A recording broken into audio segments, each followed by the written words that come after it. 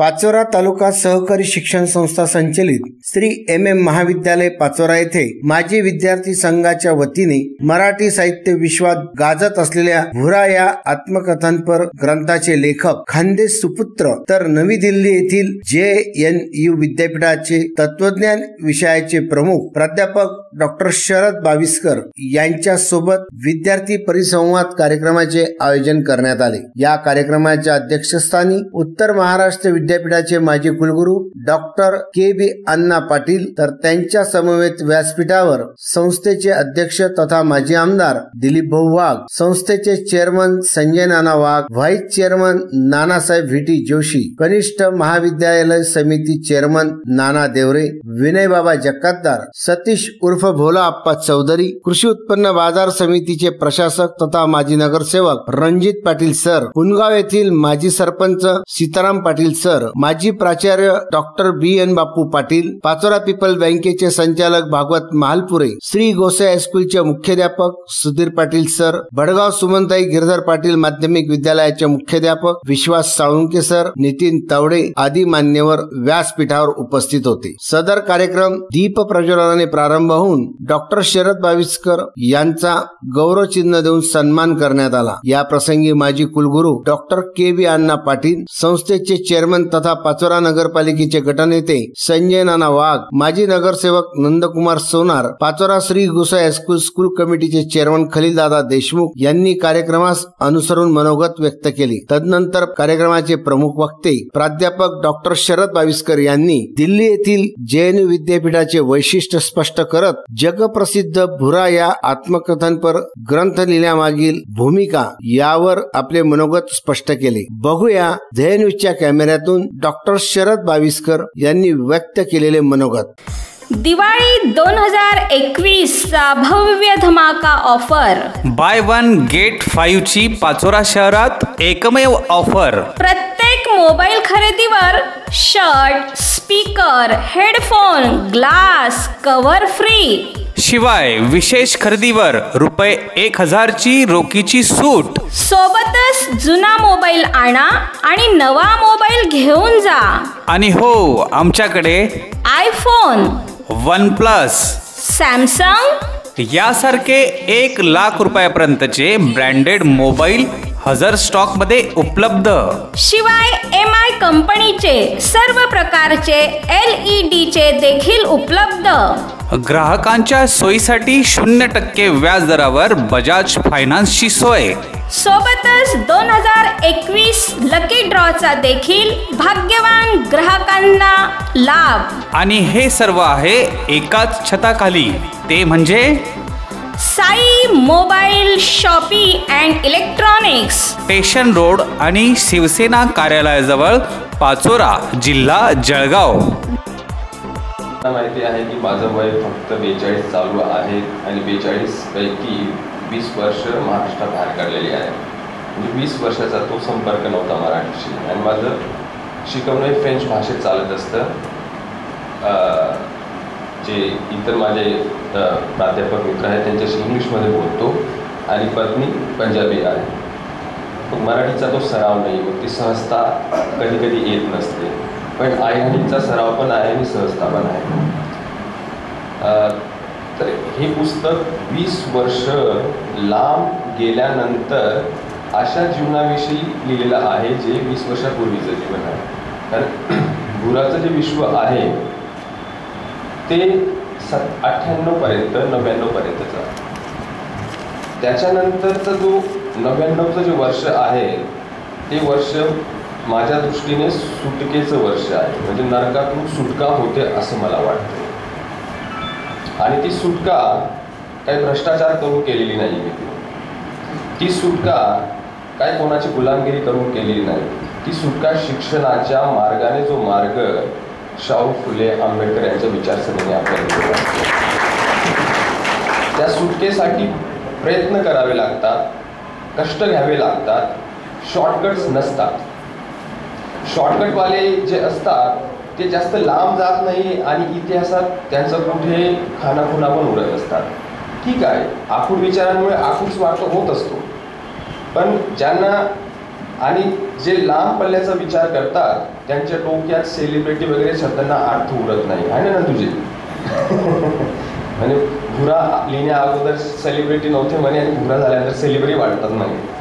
तत्वज्ञानाचा जो अभ्यास करतो शिकवतो हे सेलिब्रिटी वगैरे शब्दांना अर्थ सोडत नाही आम्हाला. मग ते आम्ही पॅरिसमध्ये असू द्या किंवा पाचोऱ्यामध्ये असू द्या आमचा एकच स्वभाव असतो. आणि जी सेलिब्रिटी असतात ते वेगळ्याच मानसिकतेत असतात. ती कुठल्याही सेलिब्रिटीची मानसिकता असते ती असुरक्षिततेपोटी येते ती. आणि तत्वज्ञानाचा अभ्यास जे करतात त्यांना कसली असुरक्षितता ही मानसिकता असते. तुम्ही आर्थिकदृष्ट्या राजकीयदृष्ट्या सामाजिकदृष्ट्या कितीही संपन्न असाल पण जी सायकोलॉजिकल स्ट्रेंथ जी येते ती ज्ञानाने येत असते, ती शिक्षणाने येत असते. म्हणून ज्याने सगळ्या गोष्टींसोबत शिक्षणाची सांगड घातली तर तो वेगळं व्यक्तिमत्व असतं. जे सगळे पैलू महत्त्वाचे आहेत. राजकारण महत्त्वाचं आहे, समाजकारण महत्त्वाचं आहे, अर्थकारण महत्त्वाचं आहे, पण सगळ्यात महत्त्वाचं आहे की तुमची वैचारिक जडणघडण काय आहे. म्हणजे ज्यांची वैचारिक जडणघडण सोबत जे सगळ्या गोष्टी करतात ते उठून दिसतात.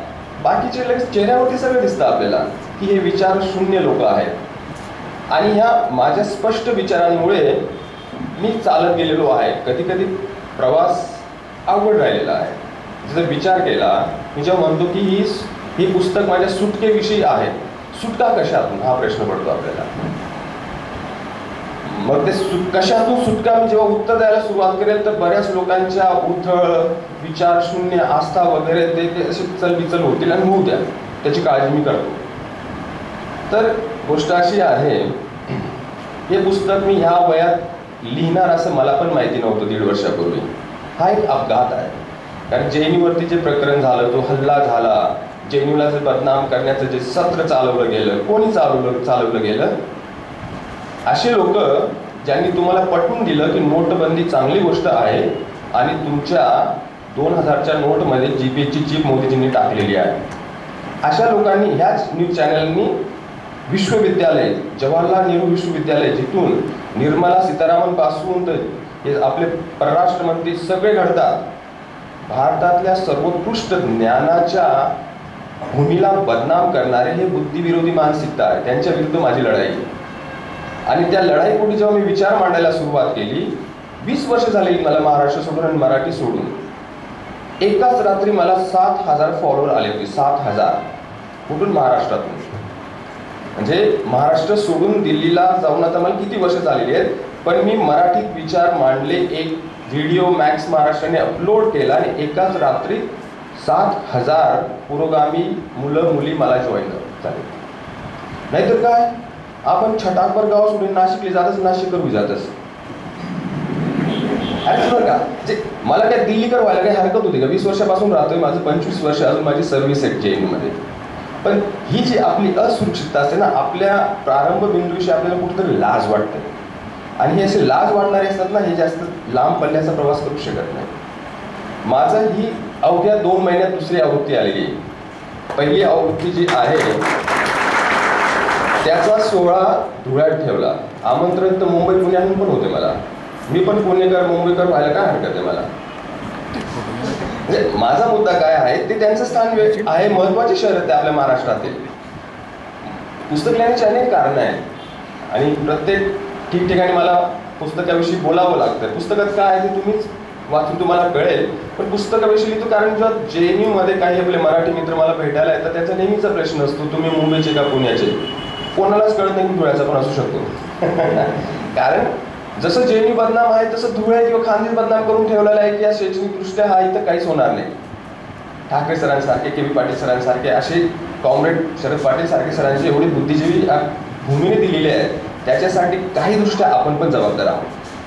कारण आपल्यातले थोडेफार हुशार चलाक लोक असतात ना, त्यांना लगेच आपल्या खानदेशी लाज वाटून मुंबईकर पुणे करून व्हायची घाई असते त्यांना. ज्या प्रत्येक भूमी, मी एक व्हिक्टर ह्युगो नावाचा फ्रेंच तत्वज्ञ आहे, तो म्हणतो की नैसर्गिकदृष्ट्या जसा मूर्खपणा सर्वांची मक्तेदारी आहे तसं बुद्धी ही सुद्धा सर्वांचीच मक्तेदारी आहे. जे बुद्धी म्हणजे एका शहराची मक्तेदारी, मूर्खपणा एका शहराची मक्तेदारी, असा निसर्गाने भेदभाव केलेला नाहीये. मग आपण का म्हणतो की नाही खानदेशमध्ये थोडी, म्हणून मला प्रश्न पडत अरे बाबा नाही मी धुळ्याचा आहे. मग कसं काय? धुळ्यात चा माणूस, JNU मध्ये तत्वज्ञानाचा, ते पण फ्रेंच तत्वज्ञानाचा प्रोफेसर, मग त्याला शॉर्टकटमध्ये काय कहाणी सांगणार आहे मी की 5 मास्टर्स केलेले आहेत, PhD, तर ते त्याच्यात तो इम्प्रेस होऊन जाईल, पण त्याला सत्य कळणार नाही. आणि आपला हेतू काय की इम्प्रेस करायचं नाहीये. आपला हेतू काय, इम्प्रेस करायचं काय असतं की आपण बरेच गोष्टी टाळतो आणि ज्या गोष्टींमुळे लोक इम्प्रेस होतील ते गोष्टी पुढे आणतो. पण माझा हेतू होता की उलगडून दाखवायचं, कारण आपल्या जडणघडणीत वेगवेगळे घटक असतात, वेगवेगळे पैलू असतात, आणि मी ज्या दृष्टिकोनातून विचार करतो तिथं सेल्फ मेड अशी गोष्ट नसते की मी सेल्फ मेड आहे आणि मीच सगळं केलेलं आहे म्हणजे मी महान आहे, असं नसतं. तुमच्या वाटचालीत बऱ्याच गोष्टींचा समावेश असतो, हातभार असतो, कोणाचे प्रेमाचे शब्द, कोणाची मदत, हे सगळे घटक महत्त्वाचे असतात. आपण त्यांना वजा करतो आणि सांगतो की मी कसा ग्रेट आहे. वस्तुनिष्ठ घटक असतात आणि व्यक्तिनिष्ठ घटक असतात. ऑब्जेक्टिव्ह कंडिशन्स काय होतं विद्यार्थ्यांच्या, जर मला जैन सारख्या ऑब्जेक्टिव्ह कंडिशन्स मिळाल्या नसत्या तर मी हे करू शकलो असतो का, नाही करू शकलो असतो. पण आपण काय करतो, जैनच्या ज्या ऑब्जेक्टिव्ह कंडिशन्स आहेत, म्हणजे भौतिक सोयी सुविधा ज्या सरांच्या मार्गदर्शनाने त्या काळी, दूरदर्शीपणाने त्या काळी निर्माण झालेल्या होत्या, केल्या गेल्या होत्या, त्यांच्याकडे जर दुर्लक्ष केलं तर फक्त माझीच वाव आहे की हा याने फार महान केलं. मला जर जैनची जी ऑब्जेक्टिव्ह कंडिशन्स आहेत, सुविधा आहेत, इंटरनॅशनल एक्सपोजर आहे, ते मिळालं नसतं तर मी युरोपला गेलो असतो का, नाही गेलो असतो. तर पावलोपावली त्या वस्तुनिष्ठ घटक पण महत्त्वाचे की तशी युनिव्हर्सिटी आपल्या भारतात आपण निर्माण करायला पाहिजे. म्हणजे जे व्हॉट्सअप विद्यापीठाचे जे मूर्ख मारुतीना वट्टावर बटीन पत्ता कुटी राहणार आणि बदनाम करी राहणार, त्याची संख्या कमी नाही, म्हणजे संपावत नाही, आपण कमी तर करू शकतोस ना. आपण आयरानिमा बी भाषण देत आहेस, आयरानिमा बी सगळ्याला आयराणी समजच काढे. मुद्दा असा आहे की हे पुस्तक सुटकेचं आहे, एक माझी सुटका करून घेतलेली आहे मी. माझे विचार लोकांना पटत नाही, पण मी जो प्रवास केलेला आहे त्याची वाहवा करतात अशी पण एक गर्दी आहे. ठरवून घ्या, तुम्हाला वाटतं का माझी सुटका झाली, मग कशी झाली ते पण तुम्ही लक्षात घ्या. मी हे पुस्तक लिहिण्याचा कुठलाही विचार नव्हता. हे पुस्तक अपघाताने सुरू झाले. प्राध्यापक दिलीप चव्हाण सरांनी माझ्या मागे लागून मला ऑलमोस्ट एव्हरी डे, रोज मला आठवण करून की लिही म्हणून मी लिहिलेलं आहे आणि लोक वाङ्मय गृहाने ते प्रकाशित केलेलं आहे. त्याची सुरुवात एकदम अपघाताने अशी झालेली आहे की मागच्या वर्षी मे महिन्यात मी 1.5 पानांचं एक माझी आठवण सोशल मीडियामध्ये रिलीज केली. पॅरिसची एक आठवण आहे ती आता या पुस्तकाच्या पेज नंबर 248 वरती असेल.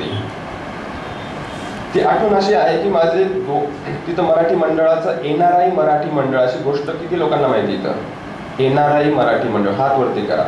नाही, मी सांगितली त्याच्यानंतर नाही, त्या आधी कोणाला माहिती होती की NRI मराठी मंडळ पण आहे. म्हणजे युरोप आणि अमेरिकेत मराठी लोक जे स्थायिक झालेले आहेत 100-150 वर्षापासून, त्यांचं एक मंडळ आहे.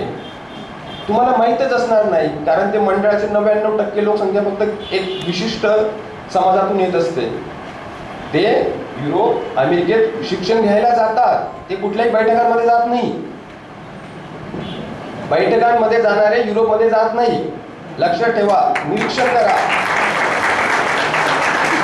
इथं मी पॅरिसमध्ये असून सुद्धा मला आमंत्रण नव्हतं, पण माझे 2 मित्र जर्मनीत होते. एकाचं नाव आडनाव गोखले, दुसऱ्याचं आडनाव जोशी. आणि माझे मित्र, कोणी संवाद साधू पाहताय का? तर त्यांनी सांगितलं की शरद, अरे मराठी मंडळाचा कार्यक्रम आहे आणि पॅरिसमध्ये आहे, आम्ही तर जर्मनीहून पॅरिसला गेलो, तू तर पॅरिसमध्येच राहतो, तू काय येत नाही? म्हटलं भाऊ मला आमंत्रण नाही रे. नाही म्हणजे कसं शक्य आहे म्हणे, मराठी मंडळाचा. म्हटलं हो, मला पण अजूनमधून आठवण होती की मी पण मराठी असं. मराठीत पण वेगवेगळे मराठी असतात ना.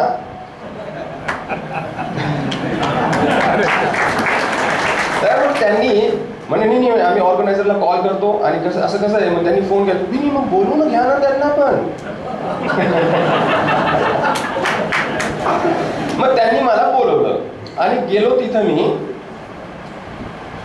त्यांचं मराठी पण आणि माझं मराठी पण मला एवढं वेगळं वाटलं. माझे त्यांचे सांस्कृतिक भाषिक संकेत एकरूप होतच नव्हते. मला असं काहीतरी म्हटलं वेगळंच वाटत. मला फ्रेंच सोसायटी जवळची वाटायची, पण ते मराठी मंडळ काय जवळचं वाटलं नाही. पण म्हटलं काय कारण काय असू शकतं. मी हॉल सोडला आणि बाहेर असंच निघालो. म्हटलं चला म्हणजे फेरफटका मारून असू शकतं की मला थोडंसं बरं नसेल. पण नंतर मग तिकडे बाहेर एक वही ठेवलेली होती, तिथं सगळ्यांची ईमेल वगैरे लिहिलेलं होतं. तर मी सगळ्यांची ईमेल आणि आडनाव चेक करत गेलो. एखाद दुसरं सुद्धा मला वेगळे आडनाव दिसली, सगळे एकाच विशिष्ट समाजाचे आडनाव होते. मग तेव्हा लक्षात आलं 100-150 वर्षापासून युरोपमध्ये जाऊन अमेरिकेत राहून सेटल होणारे कोण? कारण सेटल होण्यासाठी अभ्यास करावा लागतो. अभ्यास करण्यासाठी आपल्याला वर्कर वेळेची गरज असते आणि आपला कष्टकरी समाज जो असतो त्याला कष्ट करून, शेतात कष्ट करून वर्कर वेळ किती मिळतो? 2-3 तास. त्याच्यात पण 1 तास तो स्वाध्यामध्ये जाऊन बसतो किंवा काही ब्रह्मकुमारी काहीतरी असतात ते तिथे जाऊन बसतात. मग अभ्यास केव्हा करशील रे तू? अभ्यास केव्हा करशील? म्हणजे ही एक चाल आहे, लक्षात ठेवा. जो तुमचा वर्कर वेळ आहे कष्ट करून, आणि तो तर कष्टकरी समाज पण नाही, त्यांच्याकडे 24% वर्कर वेळ आहे. विचार करा, आपण मी शेतकरी कुटुंबातून आलेलो आहे, माझा वर्कर वेळ कमीच असणार आहे. म्हणजे जैनमध्ये असताना सुद्धा माझे 3-4 तास मी कमव आणि शिकार योजनेत काम करायचो. पण तो पण वेळ वजा केला तर मग अभ्यास केव्हा करायचा? मी 10वी पर्यंत प्रचंड अंधश्रद्धाळू होतो, नेहमी स्वाध्यायाला जाणारा व्यक्ती होतो. मग तिथं माझे जे मूलभूत प्रश्न आहेत त्याच्याविषयी तर कधीच चर्चा होताना दिसली नाही मला. माझे मूलभूत प्रश्नांविषयी कधीच चर्चा झाली नाही. 10वी नंतर मला लक्षात आलं की जे जे निरर्थक कर्मकांड जीवनात लावून ठेवलेले, ज्याच्यामुळे माझा वर्कर वेळ, वर्कर संपत्ती वाया जात असेल, मी ते वजा करेल. जरी तुम्हाला दिवसात 10 तास अभ्यास करायचे तर काही जीवनात 36 तास नसतात, दिवसाला 24 तास असतात. कुठून आणणार आहे तो वेळ? मग माझं जे टाइम टेबल बनवलं ते टाइम टेबल एवढं डिसिप्लिनने बनवलेलं होतं मी. 10वी नंतरचा माझा ट्रेन सर्व्हिस जेव्हा सोडलं मी आणि जैनला आलो, दिवसा 10 ते 12 तास अभ्यास झालाच पाहिजे. नंतर मग मध्ये हे सगळे बैठक सगळे गायब केले मी, सगळे वजा केले. मग यानं लगीन शेण, त्यानं लगीन शेण, तो काय म्हणा वावाची लगीन राहावं, मी त्यानं विजय त्यानं लगीन. पण मी अभ्यासात म्हणजे मी 3 वर्ष लखनौमध्ये असताना कधी परतलो सुद्धा नाही. याचा काय अर्थ होता की मी माणूस घाणे होतो का? माणूस घाणे राहिलो असतो तर जे लोक मला ओळखत पण नाही ते जीवापाड प्रेम करतात माझ्यावरती. रावसाहेब कसबे सारखे जे आपले मोठे विचारवंत ते फोन करून मला सांगतात, मी रावसाहेब कसबे बोलतोय, मी रंगनाथ पठारे बोलतोय, तुमचं पुस्तक वाचलं आणि प्रकाशकांकडून फोन नंबर घेऊन तुम्हाला फोन करतोय. हे सगळं जे प्रेम मिळतंय ना ते एका प्रामाणिक अभ्यासामुळे मिळतंय. मी कोणाचं असं गुलामगिरीतून नाही आलेलं हे प्रेम. कारण मला माहिती की मला सुटका करून घ्यायची आणि ह्या गोष्टींमध्ये पडलो तर सुटका शक्य नाही. आपण हे जे सांस्कृतिक जे षडयंत्र आहे जोपर्यंत आपल्या लक्षात येत नाही तोपर्यंत हे समाजाचं खच्चीकरण, हा समाज खचलेला असेल आणि हा समाज खचलेला काय, हा अविद्येने खचलेला आहे. महात्मा फुलेंनी किती वर्षापूर्वी सांगून ठेवलेला आहे, नाही येत आपल्या लक्षात.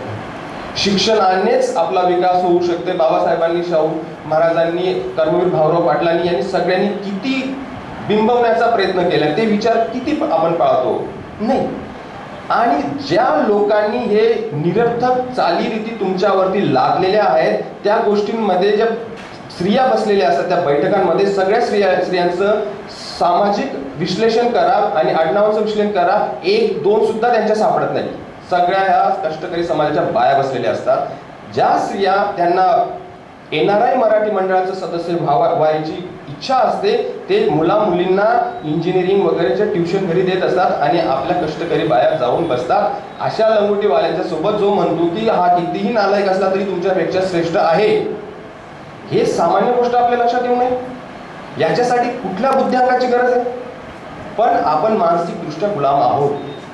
शिक्षण सुटका तेव्हाच आहे जेव्हा आपली मानसिक दृष्ट्या आणि तात्विक दृष्ट्या आपली सुटका होईल. आर्थिक दृष्ट्या किती संपन्न असला, 40 वर्ष जरी त्या विचारधारेत तुम्ही पालखी वाहिली तरी तुम्हाला एकाच सेकंदात ही विचारधारा रस्त्यावरती आणते.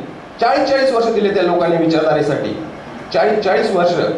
त्यांच्या डोक्यात आलं की हा काही कामाचा नाही, कोणीतरी मुख्यमंत्री होतो, तोही होत. ही गोष्ट आपल्या लक्षात येऊ नये. कारण आपल्या खच्चीकरणाची मोठी जबाबदारी आपल्यावरती, ती महात्मा फुले यांनी स्पष्ट केली. पण महात्मा फुले यांचं साहित्य कोण वाचतं? नाही वाचत आपण. डॉक्टर आहा साळुंखे यांची पुस्तकं कोण वाचतं? आपण नाही वाचतो. आपण काय वाचतो?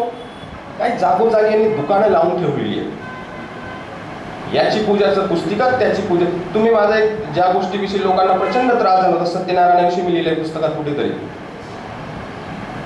तो छोटासा किस्सा मी तुम्हाला सांगून कळेल की मी सुटका कशी करून घेतलेली आहे आणि आज जे काही आहे ते कशामुळे आहे. जी माझी जी सायकोलॉजिकल स्ट्रेंथ असेल ती कुठून येते. शारीरिकदृष्ट्या जरी मला भरपूर त्रास असतील पण मानसिकदृष्ट्या मला त्रास नाही येत.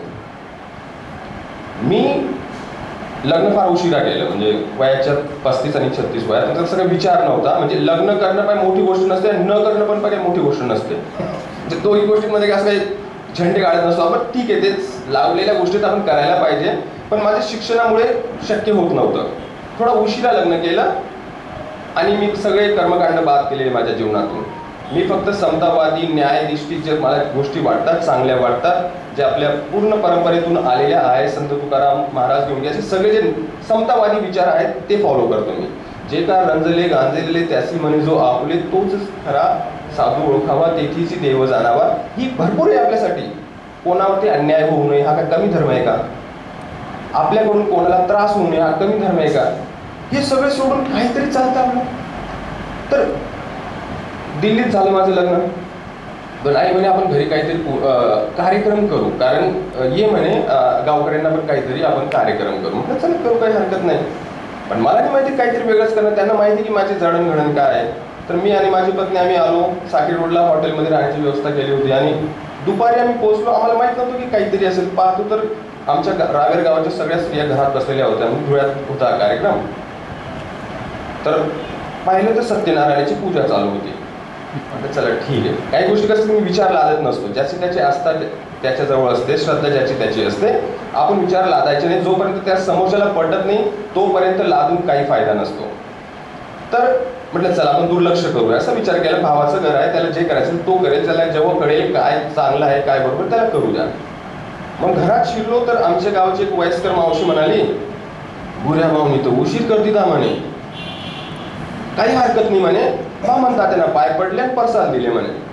मग तवर बुऱ्या भाऊनं डोकावून तर दुर्लक्ष करत होतो मी. जरी मला माहिती की विषमतावादातून, वर्णवर्चस्ववादातून ही वाह्यात गोष्ट आली तरी आपण आपला समाज नाकारायला तयार नाही, तरी पण दुर्लक्ष करत होतो. कारण हा समाज समजायला तयार नाही हे मला माहिती आहे. दुर्लक्ष. पण जेव्हा माझ्या आत्मसन्मानावरती टाच आली या मूर्ख असतांमुळे, तेव्हा मात्र माझ्यातला फुले वाघ पुढे आला. म्हटलं मी त्या मावशीला दुर्लक्ष केलं. त्या जो बामण बसलं तर बाबा तुझं वय काय रे? म्हणजे 27. म्हटलं शिक्षण आणि ग्रॅज्युएशन करून वडिलांचा व्यवसाय पाहतोय. कमी कमी तो इमानदार आहे, प्रामाणिक व्यवसाय म्हणतोय त्या गोष्टीला. आपण ज्याला हो वडिलांचं पाहतोय म्हणे. म्हटलं चल ठीक आहे. आणि मग मी इकडे वळलं. म्हटलं माझं वय किती आहे? 36. माझ्याकडे 5 मास्टर्स आहेत देश विदेशातून, PhD आहे, मी विश्वविद्यालयात प्राध्यापक आहे. तरी पण तुमच्या आस्था आणि धर्म असा म्हणतो की शेतकरी कुटुंबातला व्यक्ती कितीही शिकला, कितीही उच्च शिक्षित असला तरी त्याने याचा पाया पडावा. हे मान्य आहे का तुम्हाला? जे हा बेसिक कॉमन सेन्स आहे का तुम्हाला? जे तुमच्या समाजात जन्मलेला व्यक्ती कितीही शिक्षित राहिला तरी 27 वर्षाच्या पोराचे पाया पडायला कोण लावतं मला? मग तेव्हा मी बोलणार का? लाजाने वाटत का तुम्हाला? कुठे गेले तुमची स्वत्व? कुठे गेलं तुमचं आत्मसन्मान? कुठे गेला तुमचा? म्हणे सर म्हणे तुम्ही नका करू, पण आमच्या आस्थांविषयी तुम्ही असं नका लिहू, असे होते. म्हणजे तुमच्या आस्थांमध्ये जर माझा अपमान असेल तर त्या आस्थानी येत. आस्था मी पण मानतो, अस्मिता मी पण मानतो, पण त्या समतावादी असायला पाहिजे, त्यात न्याय असायला पाहिजे, त्यात अन्याय असू नये कुठलीही. म्हणजे जर सगळ्या ठिकाणी कुठला भेदभाव नसेल, स्त्रियांनी पितृसत्ताक मानसिकता नसेल, वर्णवर्चस्वाद नसेल, सगळ्या गॅदरिंगमध्ये मी जातो. कारण आपल्याला एक सामाजिक जीवन जगावं लागतं आणि तिथं बऱ्याच गोष्टी असतात की तर्काच्या आधारावर चालत नाही. त्या गोष्टी आपल्याला एक समाज कारण म्हणून आपल्याला कराव्या लागतात. पण त्याच्या नावावरती कशाला कोणाचं असं हे वर्चस्ववाद आपण सहन करावा? याला मी शिक्षण म्हणतो. आणि या गोष्टीतून माझी सुटका झालेली आहे. या गोष्टीतून म्हणजे काहीतरी JUचा प्रोफेसर होणं किंवा आर्थिक परिस्थिती सुधारणं याला मी सुटका म्हणणार नाही.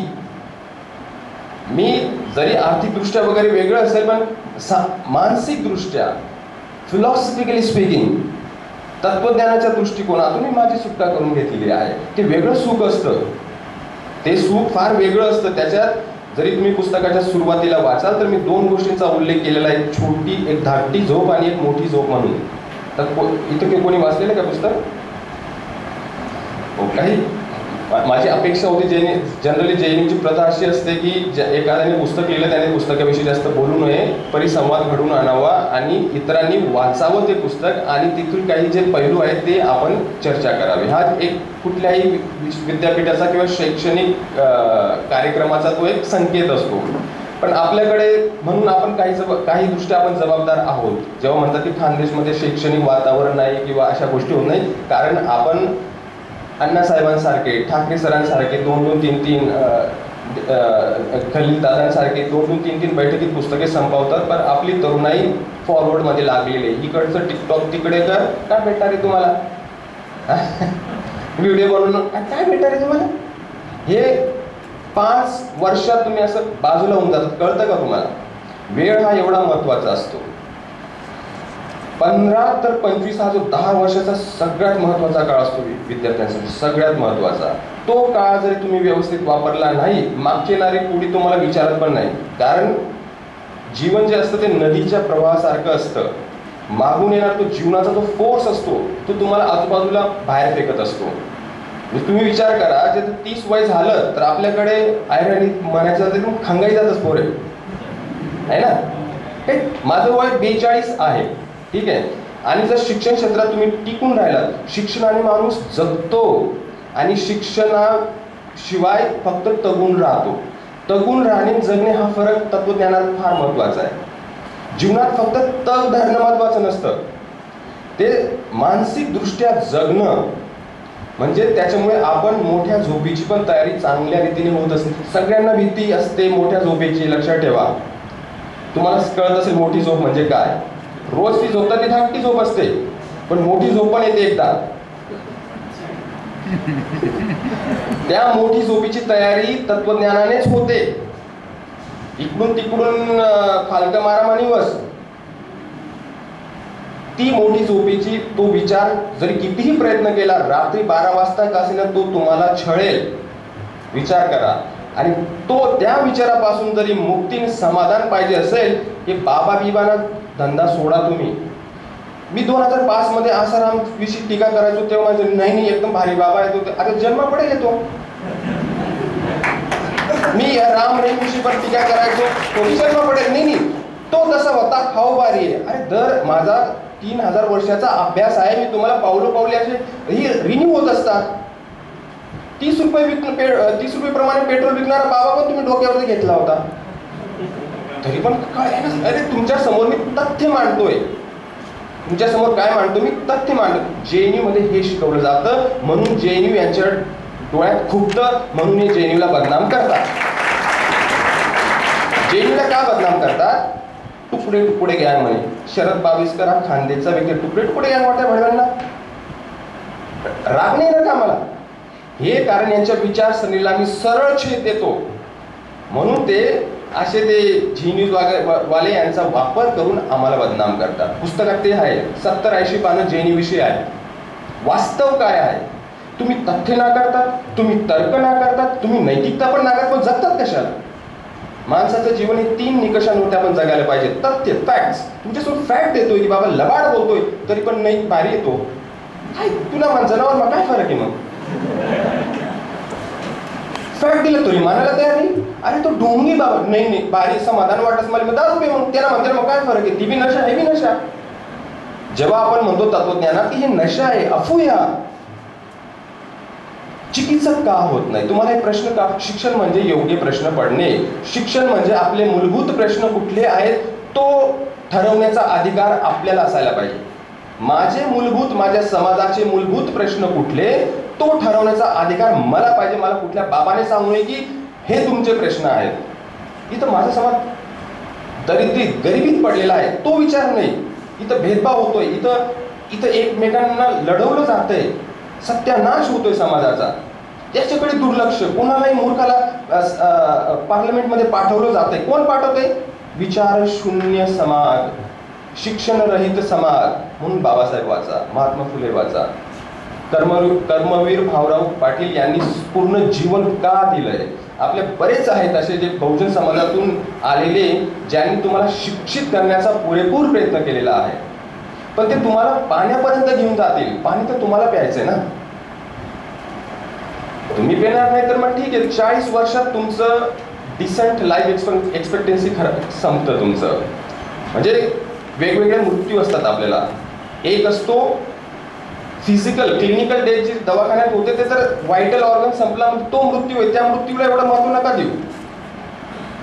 एक वैचारिक मृत्यू किंवा इंटेलेक्च्युअल डेथ असते की बौद्धिकदृष्ट्या आपण केव्हा मरतो आपल्याला कळतं का ते, फार लवकर मरून जातो आपण.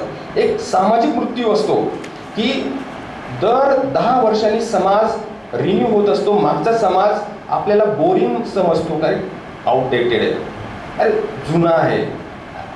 ती जे सामाजिक मृत्यू असतो, वेगवेगळे मृत्यू असतात. आपण फक्त ते क्लिनिकल मृत्यूविषयी चिंता असते की हां व्हायटल ऑर्गन्स फेल झाले मग तो मृत्यू, तो ठीक आहे, तो तर तो निसर्गाचा नियम आहे. मग त्याच्या अगोदरच आपण मेलेलं असतो त्याचं काय. म्हणून शैक्षणिकदृष्ट्या शेवटपर्यंत जर जगायचं असेल, तगून धरणं हे प्राणी मात्रा पण करते. जगणं हे वैचारिक जीवनाशी संबंधित आहे. हे पुस्तकाचा ह्या पुस्तकाचा गाभा तत्वज्ञान आहे. एवढा गाव मैं इंग्लंड पॅरिसले शिकीन जेही मग प्राध्यापक होईना ती कहाणी महत्वाने नाही आडे. तशा गाण्या सर सांगते, भरपूर गाण्या आहेत. तत्वज्ञान हा गाभा आहे. तिथपर्यंत जो विद्यार्थी पोहोचेल त्याच्या हाती महत्वाच्या गोष्टी लागतील. ही स्टोरी मला पण जास्त इंटरेस्ट नाही की हां भरपूर जातात छोट्या गावातून, कारण आपला समाज विषमतावादी आहे, शिक्षणापासून वंचित ठेवलेला आहे. तर पहिली तर दुसरी तर तिसरी ह्या पिढ्या सगळेच असं काहीतरी प्रवास करून जात आहेत. याच्यात काहीच नाविन्य नाही. आपल्या बहुसंख्य समाजाला शिक्षणापासून वंचित ठेवले म्हणून इथं बऱ्यापैकी एकतर फर्स्ट जनरेशन असेल, सेकंड जनरेशन असेल किंवा मॅक्सिमम थर्ड जनरेशन असेल, 5व्या पिढीला विचारून पहा त्यांना शिक्षण नव्हतं. म्हणून हा एक स्वाभाविक गोष्ट आहे असा प्रवास करणं. म्हणून मी मोठमोठे जे प्लॅटफॉर्म नाकारतो पण विद्यार्थ्यांसाठी संवाद साधतो, कारण त्यांना समजवण्याचा प्रयत्न करतो की तुमचा मुक्तीचा मार्ग, मुक्ती म्हणजे कशातून मुक्ती हा महत्त्वाचा प्रश्न जेव्हा तुम्हाला समजेल.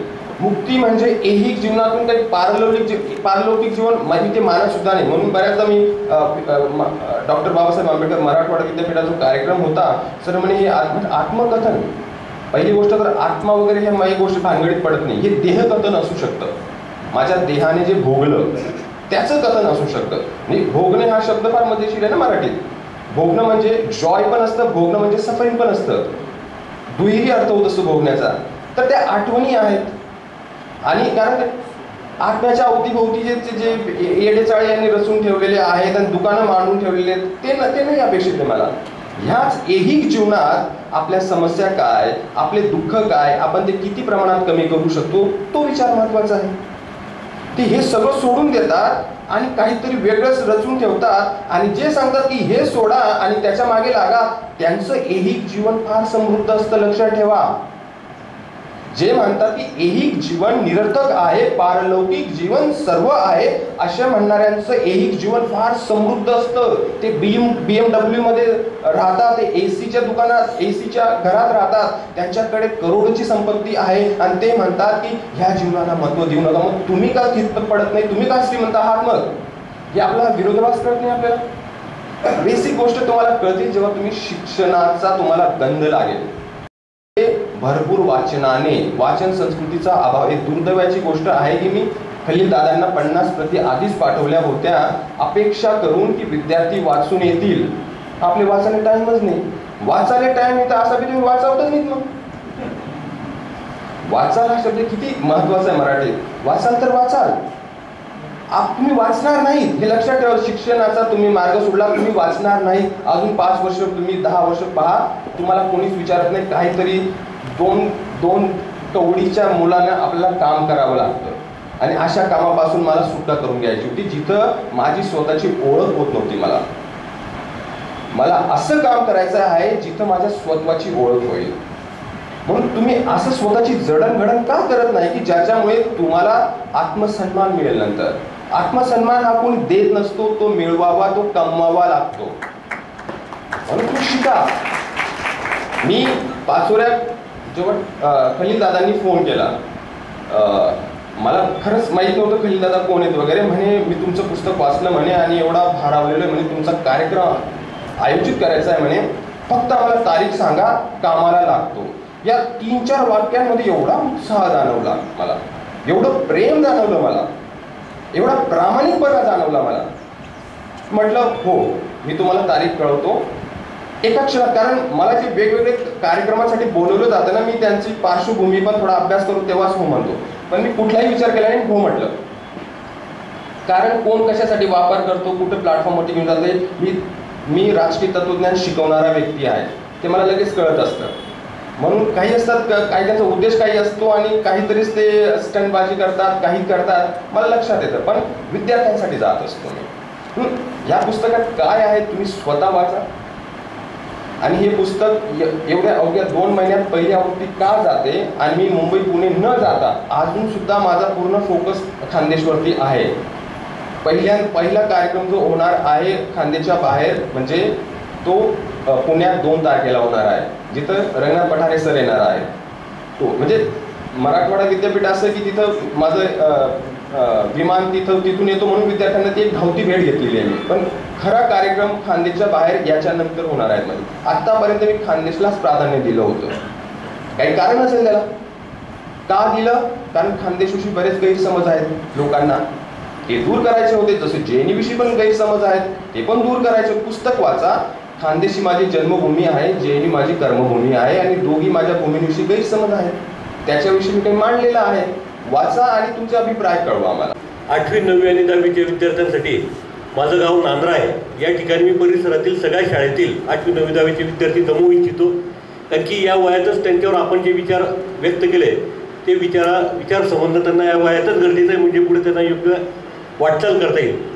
तर मी त्यानंतर खलीलदादांच्या माध्यमातून आपल्याशी संपर्क साधेल आणि आपण एक कार्यक्रम द्यावा ही विनंती करतो. धन्यवाद.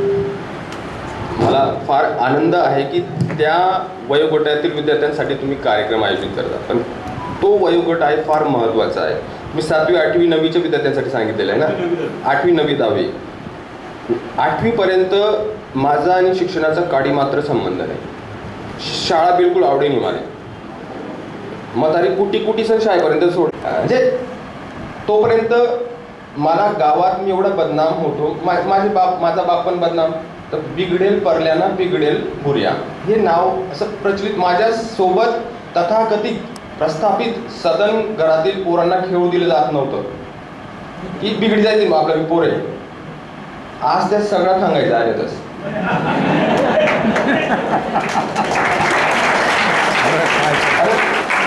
ते वय जे आहे ना ते फार महत्वाचं वय असतं. ते फार इम्प्रेशनेबल असतं. त्या वयातच एकतर दिशा मिळते नाहीतर मग दिशाहीन होतो व्यक्ती.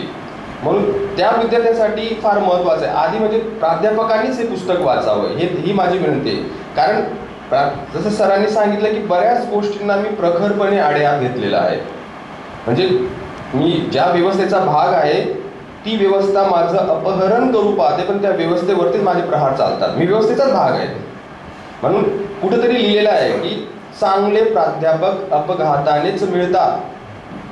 बाकी जे प्राध्यापक असतात वाईट वाटून घेऊ नका. ज्यांना वाईट वाटत असेल त्यांनी वाचायला सुरुवात करायला पाहिजे.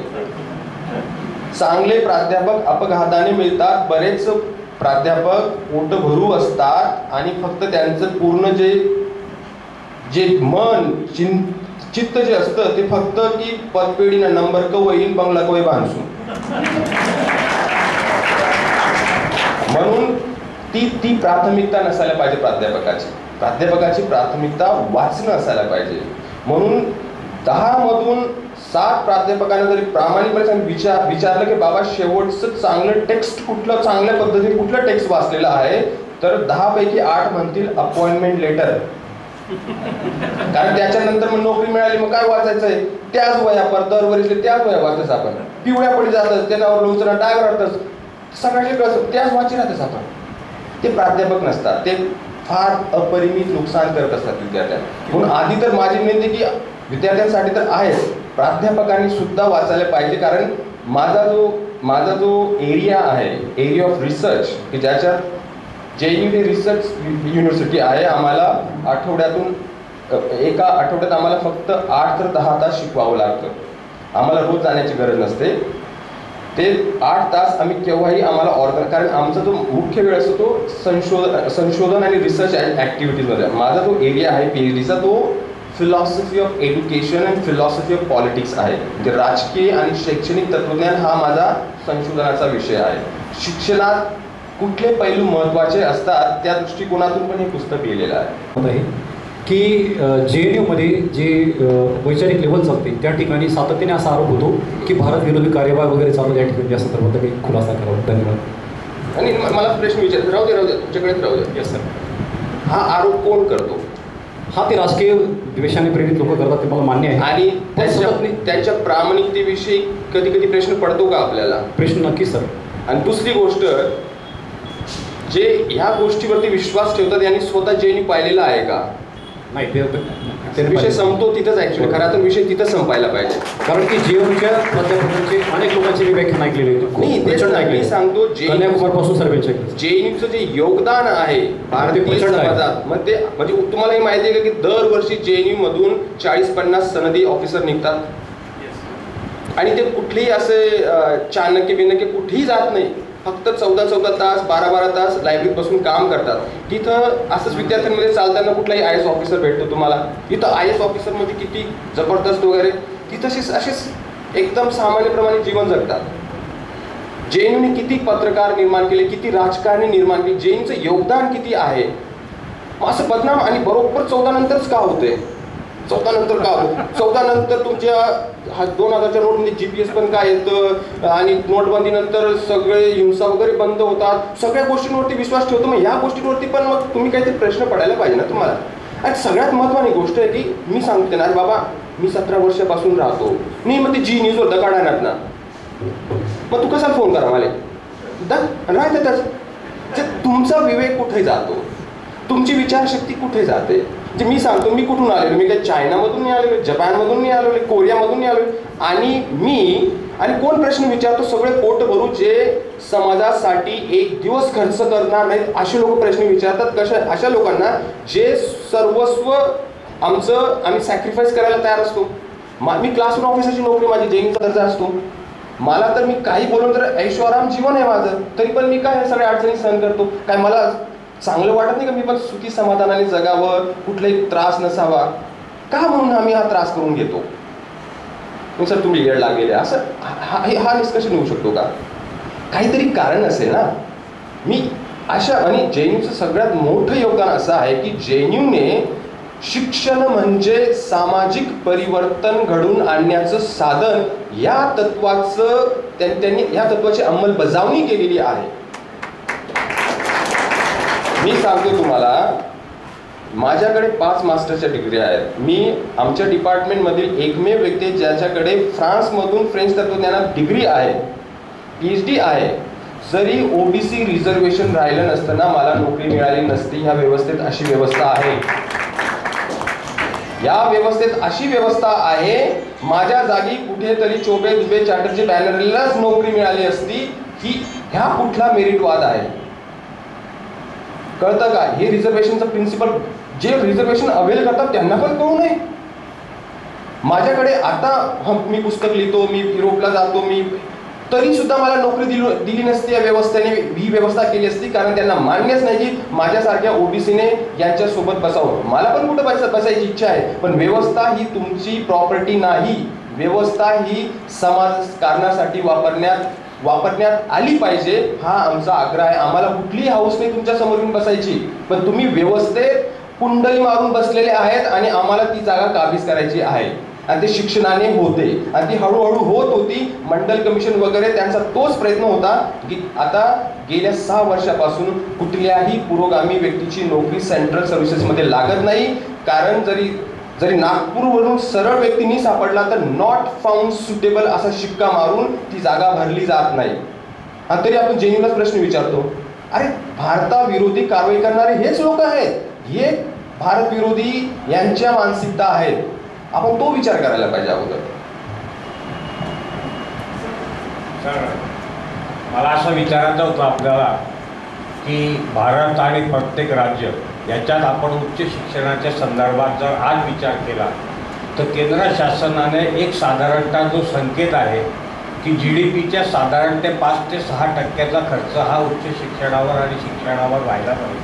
आणि त्यामुळे आज जी आपली आता आपण पाहतोय की नवीन शैक्षणिक धोरण प्राथमिक माध्यमिक आणि इव्हन उच्च शिक्षणामध्ये येतं आहे. आणि या अशा परिस्थितीच्या मध्ये एकीकडे भारताबद्दल अशी पण चर्चा केली जाते की भारताचं कोणतंही विद्यापीठ जागतिक स्तरावर 100 किंवा 200च्या मध्ये नाही आणि अशा पद्धतीचं आहे. तर याबद्दल काय केलं पाहिजे याबद्दलचं आपलं मत. फार महत्त्वाचा प्रश्न आहे हा. आधी तर आपण लक्षात घ्यायला पाहिजे की हे जे नवीन शिक्षण धोरण आहे त्याच्या मागे जी विचारसरणी आहे त्या विचारसरणीला कुठलं शिक्षण अपेक्षित आहे हे त्यांनी वेळोवेळी बोलून दाखवलेलं आहे. आणि जो व्यक्ती आहे जो परत येईन पुन्हा येईन म्हणतो तो तर म्हटलेला आहे की 1857 पूर्वीचं शिक्षण योग्य होतं. थोडेसे वर्तमानपत्र वाचत असाल तर तुम्हाला त्याचं ते कोट मिळेल. हा जो पुन्हा येण्याचा दावा करतोय तो म्हटलेला आहे की भारतात कुठली शिक्षण व्यवस्था योग्य आहे जी 1857 पूर्वीची होती, म्हणजे जी फक्त एकाच समाजाला उच्च शिक्षण देत होती. बाकीच्या शिक्षणाचे वेगवेगळे अर्थ असतात आपण लक्षात घ्यायला पाहिजे. शिक्षण म्हणजे काय असतं की फक्त कौशल्यासाठी कुठल्या तरी एक कामासाठी कौशल्य अवगत करणं तेवढा मर्यादित अर्थ नसतो शिक्षणाला. कारण समाज हा एक मोठे यंत्र आहे आणि त्याचे वेगवेगळे स्पेअर पार्ट्स असतात आणि त्या स्पेअर पार्टसाठी लागणारं ज्ञान ते पण शिक्षण आहे. पण पूर्ण समग्र समाजाचं आकलन होणं, त्याची स्वरूप काय, त्याची दिशा काय असू शकते ते पण शिक्षण असतं. त्या शिक्षणाविषयी विचार होऊ नये, दिला जाऊ नये, त्याच्यासाठी नवीन शिक्षण धोरणात सगळ्या गोष्टी त्यांनी टाकलेल्या आहेत. शिक्षणाचं स्तरीकरण आहे. स्तरीकरण म्हणजे सगळ्यांना समान शिक्षण नाही. ज्याची परिस्थिती जशी असेल तसं शिक्षण म्हणजे परिवर्तनाचं साधन नसून शिक्षण म्हणजे स्टॅग्नेशन करणार आहे. कारण शिक्षण जरी तुम्ही फ्रान्स आणि जर्मनी या देशांचा जरी विचार केला तर सोशल स्पेंडिंगमध्ये येतं आहे. सोशल स्पेंडिंगमध्ये ज्या समाजात एवढी विषमता असेल तर शिक्षणाचा सगळा खर्च शासनाने घ्यायलाच पाहिजे. कारण शासन म्हणजे कोण? आपलाच पैसा असतो. म्हणजे टॅक्स पेअर म्हणतो ना, फक्त नोकरी करणाऱ्यांचा टॅक्स नसतो. तुम्ही एक बिस्किटचा एक पॅकेट घेताना तुम्ही पण टॅक्स पेअर आहात. तुमचं जे कन्झम्पशन असतं ना तुम्ही पण इकॉनॉमीला कॉन्ट्रीब्यूट करतात. आपल्या नॅशनल रिसोर्सेस किती आहेत तो सगळा पैसा जाणार कुठे? म्हणजे शिक्षणावरती, आरोग्यावरती आणि इन्फ्रास्ट्रक्चरवरती जाणार तर जाणार कुठे? ही जी बनियागिरी व्यापारी मानसिकता जी येते ना ती जो ऑलरेडी शतकानुशतक वंचित समाज होता त्याला दूर लोटण्याचं हे षडयंत्र आहे. नवीन शिक्षण धोरणात स्तरीकरणावरती भर आहे. म्हणजे जिथपर्यंत झेपेल तिथपर्यंत शिका, नाहीतर काहीतरी काम धंदे करा.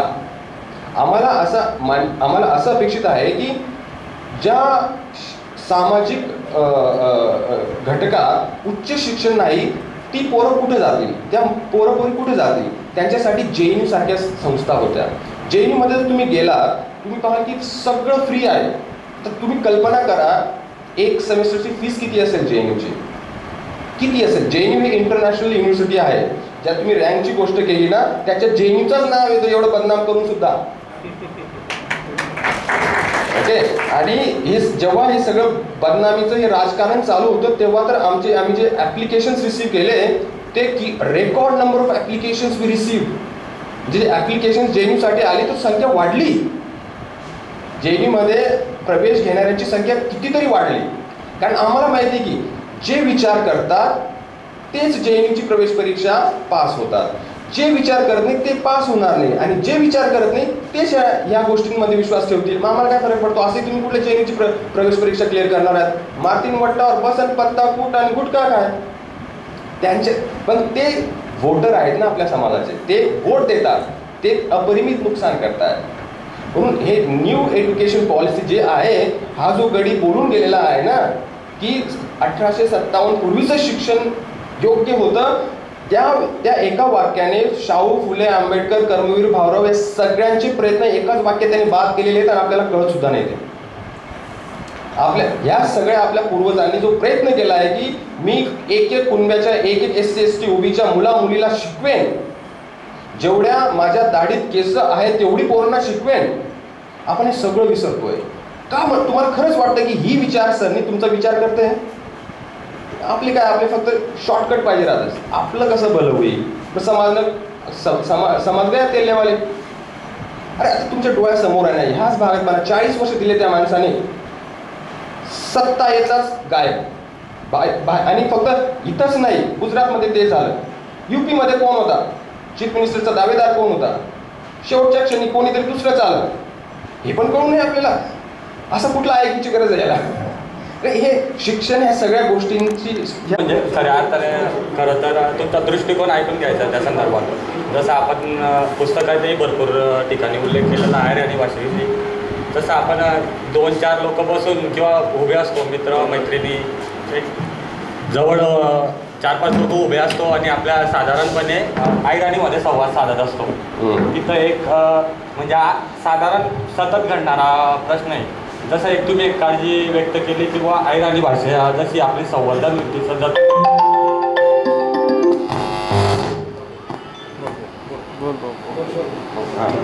तर त्याचं असं होतं की जर एखादा नवीन व्यक्ती तिथे आला, समजा मराठी आला किंवा इतर भाषेविषयी बोलणारा आला, तर आपण एक 4 लोक बहुसंख्या असूनही आईराणीचा तिथं स्टॉप करतो, आईराणी बोलायला स्टॉप करतो.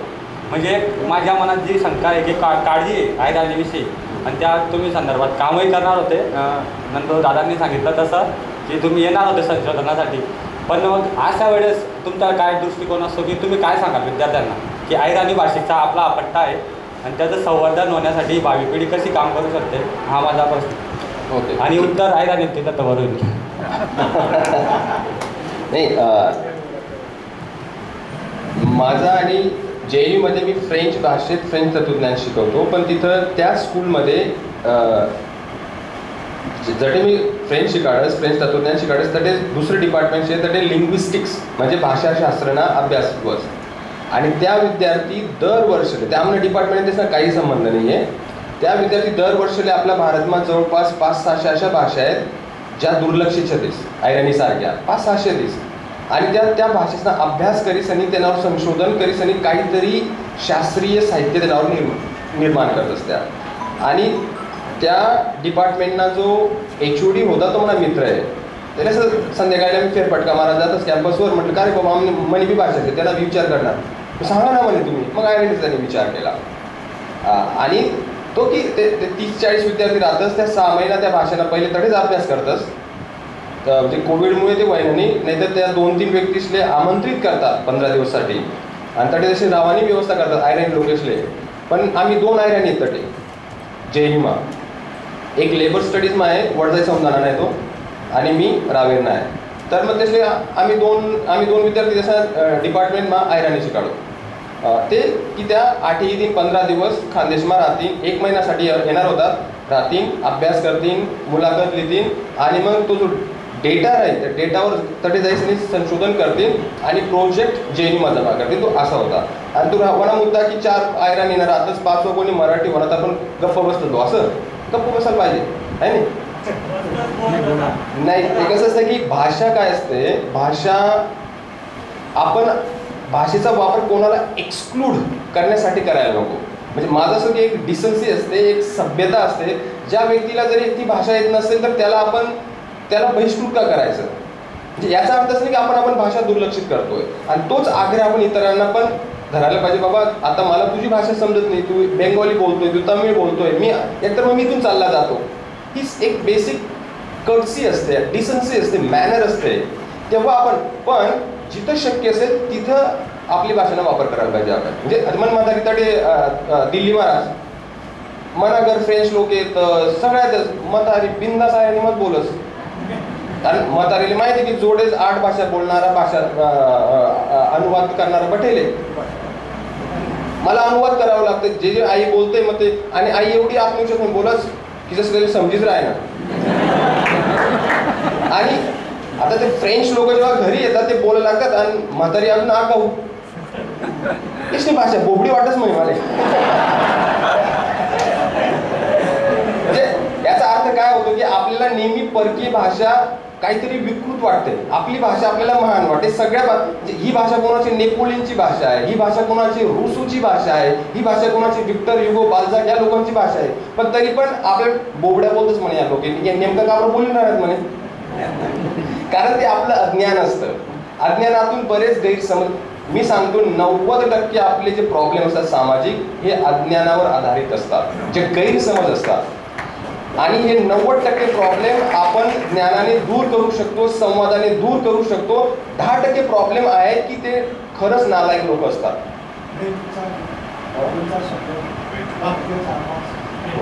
रेकॉर्ड नको करू मग नंतर तरी खानदेश जायचं नाही होतं, एक फ्रेंच गाणं म्हणायला बुवा. कविता म्हणून टाक, छोटीशी कविता. शाल बुडले नावाचा एक पोएट आहे. Mon enfant, ma soeur, songe à la douceur. Mon enfant, ma soeur, songe à la douceur d'aller là-bas vivre ensemble.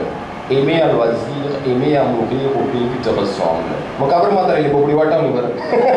जे प्रकाशन झालं होतं, सरही होते, राकेश जितू वगैरे ते पण होते त्यावेळेस. त्यांच्या आमंत्रणामुळे मी आलेलो होतो. आणि विषय असा होता की जे कॉम्रेड शरद पाटील आहेत आणि जे डॉक्टर शरद बायोस्कर आहेत यांचा जो प्रवास आहे आणि राजकीय जे काही कारणं आहेत किंवा जो अभ्यास आहे त्याविषयी जरा आम्हाला जाणून घ्यायचं आहे. म्हणजे डॉक्टर कॉम्रेड शरद पाटील काय म्हणतील आणि डॉक्टर शरद बायोस्कर काय म्हणतील या विषयावर. विषय आहे, फार वेगळा विषय आहे आणि त्याच्यावरती एकतर तुम्हाला फोन करून विचार, कारण हा म्हणजे कॉम्रेड शरद पाटील हे दुर्दैव आहे की आपल्या खानदेशमध्ये पण बऱ्याच लोकांना माहिती नाही आणि वाचत नाही. आणि तुझा जो प्रश्न आहे की म्हणजे त्यांचा प्रवास काय आणि माझा प्रवास काय, नाही हा फार मोठा प्रश्न आहे. वैचारिक म्हणजे मी पण त्याच वैचारिक भूमिकेतून येतो, पण फरक असतात.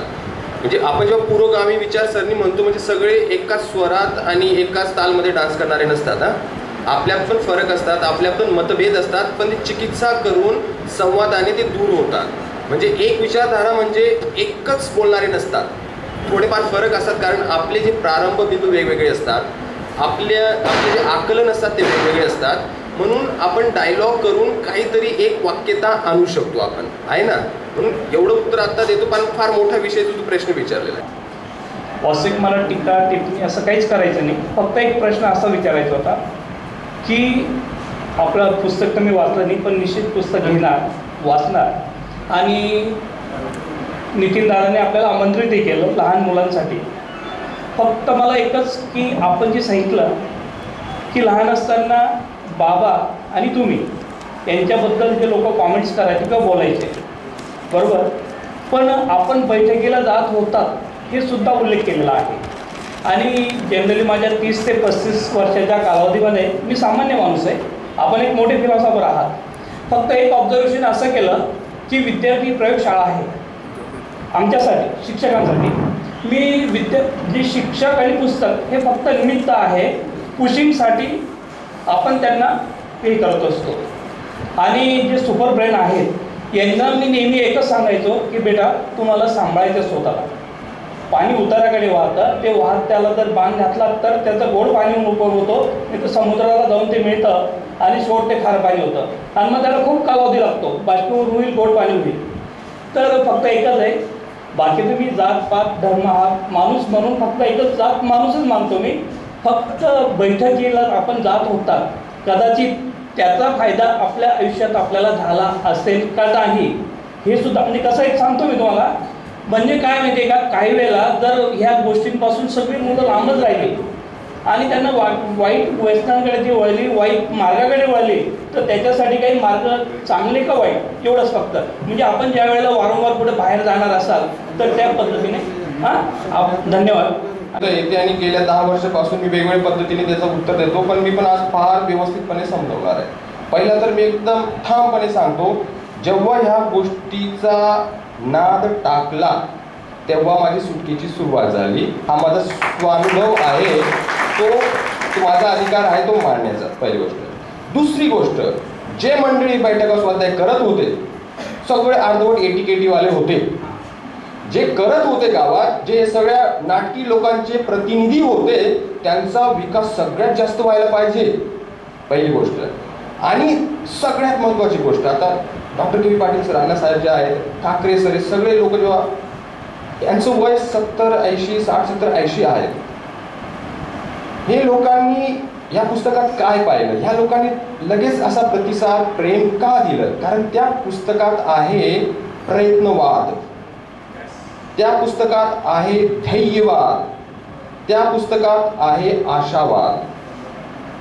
आणि ज्या बैठकीमध्ये दैववाद वरती परत परत हातोडा मारला जातो.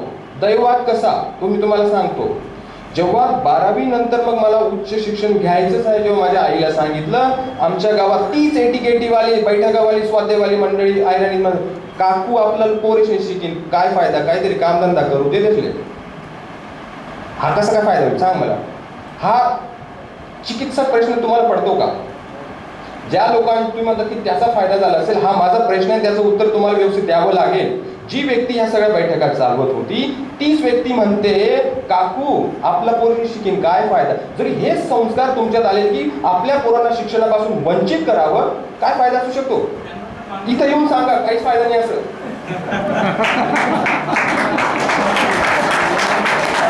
सर, मी कोणाचं समर्थन करत नाही. माझा फक्त हो एक मिनिट माझा उद्देश फक्त एकच की म्हणजे ते लोक कोण होते, काय होते, मला त्याच्याशी घेणं नाही. फक्त कुठेतरी एकत्र पोरांना आणणं. आता तुम्हाला त्यावेळेला ते सांगणार असतील, कारण काही सेल्फिश लोक असतात. फक्त एकच मी सांगतो की सुपर ब्रेनला कुठेतरी कळत न कळत त्या लोकांनी त्यांच्या स्वार्थासाठी का असेना बाण घातला गेला, त्याचा अप्रत्यक्षरित्या आपल्याला फायदा झाला असेल असं वादिवादचा प्रश्न नाही. फक्त एकच फक्त जे अजून मी इथं तर्कवाद करून उत्तर दिलेलं आहे. आता किती लोकांना माझं उत्तर पटलंय तो वेगळा विषय आहे, त्यांना अजून पटलेलं दिसत नाही इथे. अजून मी पुढे जातो कारण हे जे गोष्टी चालत आहेत त्या बैठकांचा आणि एकत्र, हे काय एकत्र आले नाही ते का? असे एकत्र येणं मला अपेक्षित आहे की जिथं चिकित्सा होते, जिथं आपल्यातले अवगुण कळतील, जिथं प्रश्न पडतील. फक्त सांगतो, ज्या बैठकांमध्ये प्रश्न विचारले जाऊ दिले जात नाही, आपल्याला माहिती ना, एकांगी तो एकतर्फी डायलॉग कशी काय बैठक असू शकते. दुसरी गोष्ट, उदाहरण देतो, आपल्या गरीब देशाच्या, आपण म्हणतो ट्रिलियन डॉलर इकॉनॉमी वगैरे, पण लोकसंख्येच्या दृष्टीने गरीब देश आहे. हजारो करोडोचा पैसा फ्रान्स देशाच्या खिशात जातो. का जातो? आपण राफेल विमानं विकत घेतली. कारण जर आपण या बहुसंख्य विद्यार्थ्यांना वैज्ञानिक दृष्टिकोनाचं आपण परत परत सांगितलं असतं तर त्यांचा जो वर्कड वेळ सगळ्यांना सारखाच असतो. तो चिकित्सक वैज्ञानिक गोष्टींसाठी खर्च करा. आपण काय करतो, हे अचिकित्सक गोष्टी गुंतवून फ्रान्सच्या पोराला जो आकाशाकडे पाहतो त्याला मेटेरॉइड आणि ॲस्ट्रॉइड आणि वेगवेगळे प्लॅनेट दिसतात. आपला पोरगा जेव्हा आकाशाकडे पाहतो तो शोधत असतो नाना भूमिका दिसत फिरताना. कसला शोध लावणार आहे ते? आपण काय करतो, हजारो करोड रुपयाचा पैसा त्या फ्रान्स देशाच्या खिशात टाकतो की तो कुठली अशी बैठक दिसत नाही मला. आणि काय करतो आपण, तरी पण निंबू मिरची त्याला लावतो. हे निंबू मिरची लावणारे तेच आहे जे म्हणतात की काकू शिकाळीन काही फायदा नाही, शिकू वागण्या तरी पण समर्थन चालू आहे. किती रेटून धरा. जरी मी 25 वर्ष तत्वज्ञान मोठा फिलॉसॉफर मानत नाही, पण काही गोष्टी मला कळलेल्या आहेत आणि त्या मी व्यवस्थित मांडू शकतो. आणि पुस्तकात असं मांडलेलं आहे, एकदा पुस्तक धरलं, माझा वैचारिक विरोधी सुद्धा ते ठेवत नाही बाजूला.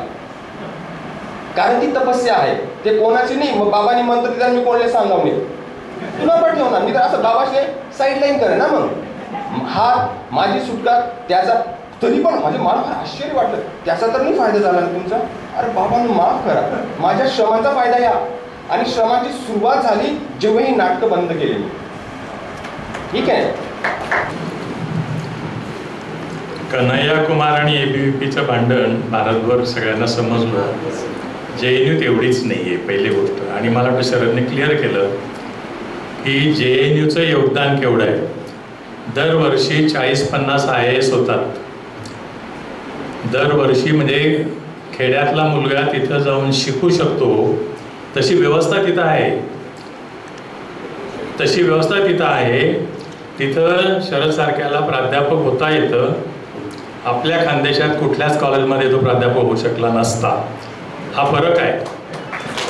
आणि हा एकटा नाही आहे, हा एकटा नाही आहे. त्याने सांगितलं की त्याच्याच गावापासनं 8 किलोमीटर अंतरावर असणाऱ्या वडजाईचा उन्हाळ्याचा शिंदे म्हणून मुलगा आहे, तो पण JNUत शिकला, लंडन स्कूल ऑफ इकॉनॉमिक्समधनं PhD होऊन आलेला आहे तिथं. हे फक्त आपल्या खानदेशातले म्हणून आपल्याला माहिती आहे, भारतभरातली अशीच उदाहरणं आपल्याला तिथं दिसतील. आणि त्याने सांगितलं की निर्मला सीतारामन असतील किंवा आधीच्या अरुण जेटली असतील किंवा आत्ताचे आपले परराष्ट्र मंत्री असतील, असे कितीतरी आहेत की सगळे JNUत शिकलेले. त्यामुळे आपण जे फक्त समजतो ना ती हिंसा आहे, मग ती कोणी घडवली. ज्या कन्हैया कुमारवर देशद्रोहाचा खटला झाला, त्यांनी ज्या घोषणा दिल्या त्या घोषणा कोणी दिल्या हे पण नाही कळत आहे आपल्याला लोकांना. पुलवामामध्ये एवढी मोठी घटना घडली, त्याची चौकशी सरकार करतं का नाही करत? गोधरा प्रकरणातलं एकही काही अजून सापडलेलं नाही आहे, का नाही सापडत? आपण या सगळ्या गोष्टींचा विचार करायला शिकलं पाहिजे. मला असं वाटतं की केवळ जे व्हॉट्सॲप आहे ना आणि TV सध्या जे आपण पाहतो ना त्याच्यावर ना आपण सगळं ठरवतो. वाचायला शिकणं हा सगळ्यात महत्त्वाचा भाग आहे. शरदचं मोठेपण हेच आहे की तो खूप वाचन केलं त्याने, म्हणजे परीक्षेचं फारसा नाही. 12वीला असताना सुद्धा मी म्हटलं ना, शाळेत नाही गेला पण 12-14 तास जिथं जमेल तिथं, जिथं मिळेल तिथं पुस्तकं वाचत बसला. गरुड वाचनालयामध्ये त्याचा सगळा वेळ जायचा. तर हे जे आहे ना आपण वाचत नाही, वाचलं पाहिजे. आपण फक्त फार वरवरचा विचार करतो, आपल्याला या गोष्टी समजून घेतल्या पाहिजे.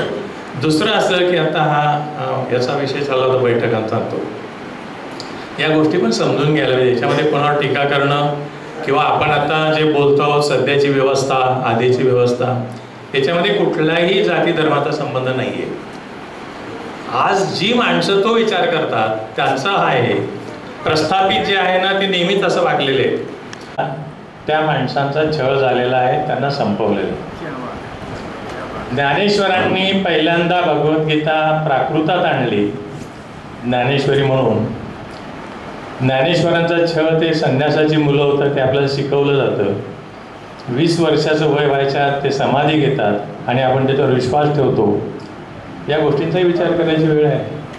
तुकाराम महाराजांना विमान पाठवलं जातं. शिवाजी महाराज संभाजीराजेंना ते किती बदनाम केलं गेलं. शिवाजी महाराज आणि संभाजी महाराजांमधलं अंतर वाढवलं. हे फक्त कुठल्या एका जातीच्या माणसांनी नाही केलेलं, तुम्ही हे समजून घ्या. आपल्याला जे दाखवलं जातं की अष्टप्रधान, तसं नाही आहे. सगळेच 96 कुळी मराठी सरदार शिवाजी महाराजांच्या रस्त्यात आडवे आल्याचं आपल्याला दिसेल. म्हणजे प्रस्थापित म्हणून मला असं म्हणायचं की याच्यामध्ये खूप जणांना असं लगेच जात दिसायला लागते, तसं नाही आहे. प्रस्थापितच. येशू ख्रिस्ताला सुळावर चढवलं, कशासाठी चढवलं आपण कधी विचार केला आहे का? येशू ख्रिस्ताला सुळावर चढवून मारलं एवढंच फक्त आपण शिकलो, पण का मारलं? सॉक्रेटिस सारख्या माणसाला विषाचा प्याला का प्यावा लागला? तर हे त्या वेळेला प्रस्थापितांनी जे काही उद्योग केले ना त्याचा हा परिणाम आहे. आणि म्हणून हा प्रस्थापित वर्ग सदैव अशा पद्धतीने वागत गेलेला आहे. त्याला जर उत्तर द्यायचं असेल तर शिक्षण हा सगळ्यात महत्त्वाचा भाग आहे. आणि म्हणून शरद जे बोलतोय ते त्याचं उत्तर आहे, ते त्या शिक्षणातनं आलेलं आहे. याच्यामध्ये कोणाला विरोध असा नाही, पण त्या गोष्टीचा फायदा किती आणि तोटा किती हे समजून घेणं गरजेचंच आहे. म्हणजे बैठकांमध्ये माझाही आक्षेप आहे, मी सांगतो सगळीकडे की याचा उपयोग काय होतो. आता खूप जण असं सांगतात की हिरवे व्यसनाकडे वळले असते, बैठकातनं आले तर चार गोष्टी कुठल्या चांगल्या झाल्या ते सांगा ना. मग बैठकातनं आलेल्यांच्या आयुष्यामध्ये काय बदल झाला? म्हणजे कधी कधी अतिरेक वाटेल तुम्हाला, पण व्यसन परवडलं पण हे नाही परवडण्यासारखं अशी म्हणायची वेळ. तेव्हा मित्र हो, या सगळ्या गोष्टी समजाव्यात, हा भाग आहे. याच्यात कोणाचं हे नाही किंवा शरद म्हणतो म्हणून आपण स्वीकारावं असंही मला वाटत नाही. आपण वाचा.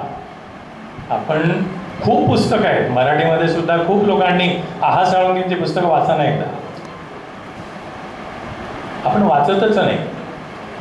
वाचलं पाहिजे आणि मग आपल्याला सगळ्या गोष्टी कळतील. आपल्याला सगळ्या अंगाने सगळं कळलं पाहिजे. म्हणजे सगळेच विचार आपण हे केले पाहिजे, आत्मसात केले पाहिजे असं मला वाटतं. दिवाळी 2021 महाराष्ट्रात फक्त पाचोरा शहरातच अशी एकमेव भव्य धमाका ऑफर, ती म्हणजे MI11X. प्रत्येक मोबाईल खरेदीवर 1 ग्रॅम सोने फ्री. शिवाय ग्राहकांच्या सोयीसाठी 0% व्याज दरावर बजाज फायनान्सची सोय. यासाठी आमचा पत्ता आहे Sai mobile shopping and electronics, station road आणि शिवसेना कार्यालयाजवळ, पाचोरा, जिल्हा जळगाव.